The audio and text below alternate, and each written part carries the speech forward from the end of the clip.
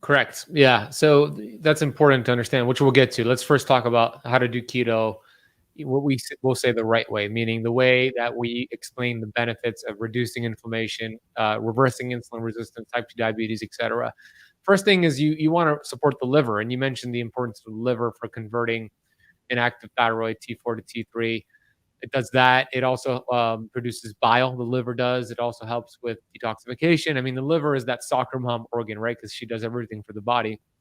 And when you increase your fats on keto, what's going to happen for a lot of people who have a sluggish liver is that they're going to feel kind of awful because they are producing this thick, sluggish bile.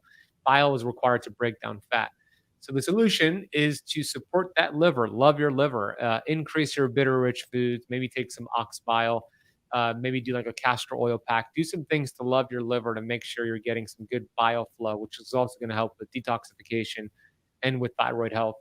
Another thing to consider is not all fats are created equal, right? There's a whole set of keto fats that are actually more inflammatory than processed sugar. And some experts say even worse than smoking cigarettes in terms of disease creation.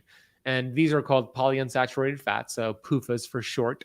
They're also called vegetable oils or seed oils, and they're highly unstable. The processing of them is disgusting. If you ever want to watch and see how they're processed, just go on YouTube and type in how canola oil is made, and you'll see how disgusting it is.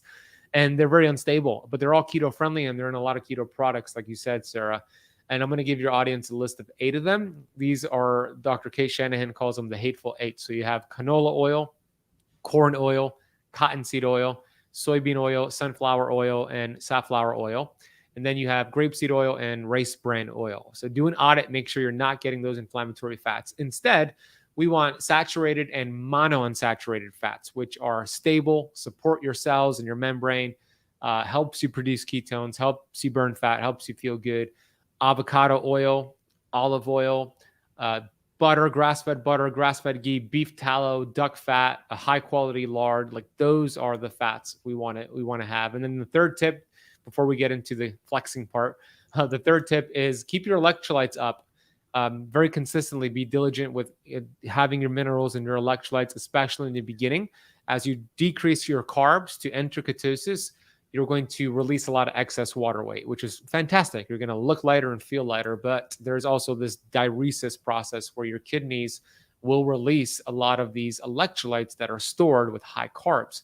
So the keto flu is a result of that most of the time. And it's not really a keto problem, it's a carbohydrate withdrawal symptoms by doing it too fast, by not replenishing your electrolytes. So get your sea salt in, get your minerals, your electrolytes right off the bat. Even if you've been doing keto for months to years, still be really diligent with your electrolytes. That's going to be important. So those are the 3 tips to do keto the right way.